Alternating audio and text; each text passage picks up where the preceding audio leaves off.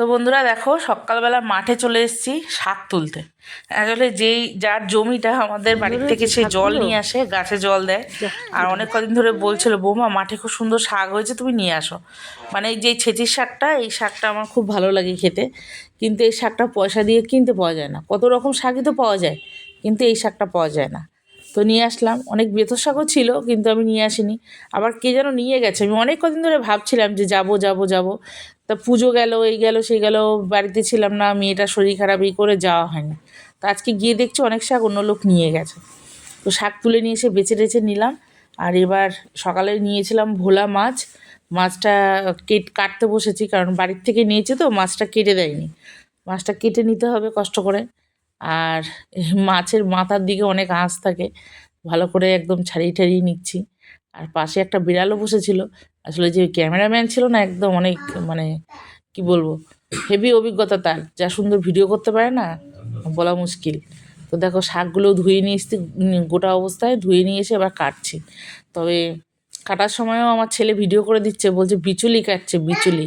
মানে আমি তো শাক মুঠো করেই ধরতে পারছি না, আমার বুড়ো আঙুলে ব্যথা, আর আমি শাক ভালো কুচাতে পারি না, জানো তো, হাতে ব্যথার জন্য। তো যাই হোক, কেটে নিলাম, খাওয়া কাজটা চলে যায় আর কি। আর এই যে মাছ ধুয়েও নিয়েছি। আর এখানে একটু বেশি করে সর্ষের তেল দিলাম, শুকনো লঙ্কা ফোড়ন দিলাম, আর রসুনটা দিলাম। আর শাকে জানো তো, শুকনো লঙ্কা ফোড়ন দিলে যে সুন্দর সেন্ট হয়, কাঁচা লঙ্কায় কিন্তু সেই সেন্টটা হয় না। আর শাকের মধ্যে শুকনো লঙ্কা ভাজাটাও খুব ভালো লাগে খেতে। আমার বড়ও কিন্তু খালি ওই শুকনো লঙ্কাটাই খোঁজে। তো যাই হোক দিলাম। আর শাক তো আমার মেয়ের খুবই পছন্দ। আর এই শাকের মধ্যে একটু কাঁচা লঙ্কা চিড়েও দিলেও হতো পরে, আর পেঁয়াজ দিলেও হতো। দিই অন্য সময়, কিন্তু কাঁচা লঙ্কাটা চিড়ে দিলে মেয়েটা ঝাল লাগবে খেতে। কাঁচা লঙ্কাও সবুজ, শাকও সবুজ, হয়তো বুঝতে পারবো না। মেয়েটা তো আবার শাক ভালো খায়। আর শাক রান্না হলেই ও আগে বাটিতে করে তুলে নেবে খাওয়ার জন্য। তো দেখো শাকটা নাড়াচাড়া করতে করতে একদম কমে গেছে। আর আমি কিন্তু একটু মিষ্টি লবণও দিয়েছিলাম। আর দেখো শাক কিন্তু একদম বড় বড় কাটা হয়েছে, তো কি একদম ইয়ে হয়ে গেছে, নরম হয়ে গেছে। ওমা ওঠো, স্নান করতে হবে তো। স্নান করে ঘুমাবে। হ্যাঁ, তাহলে রান্না করবো কি করে? আমি তো শুয়েছিলাম তোমার পাশে, রান্না করতে হবে তো, শুয়েছিলাম। আর এখানে দেখো কতগুলো কুল নিয়ে এসেছিলো, কুলগুলো মাখা খাবো করে আর সময় হয়ে ওঠেনি খাওয়ার। রোদে দেওয়া হয়েছে ধুয়ে।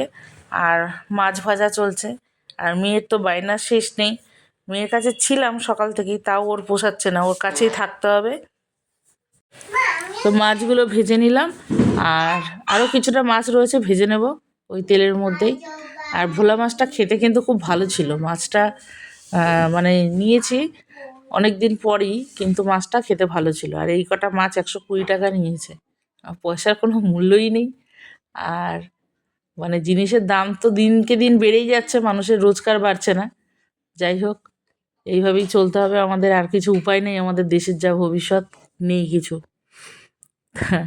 পেঁয়াজটাকে ভেজে নিলাম লবণ দিয়ে, ভালো করে নরম হয়ে গেল, লাল লাল করে ভেজে নিয়েছি। এরকম করে পেঁয়াজটা ভাজলে না, তরকারি রান্নার পর গোটা গোটা দেখা যাবে না, একদম মশলা বেটে মানে পেঁয়াজটা বেটে রান্না করলে যেরকম হয় ওরকমই গলে যাবে, নরম হবে।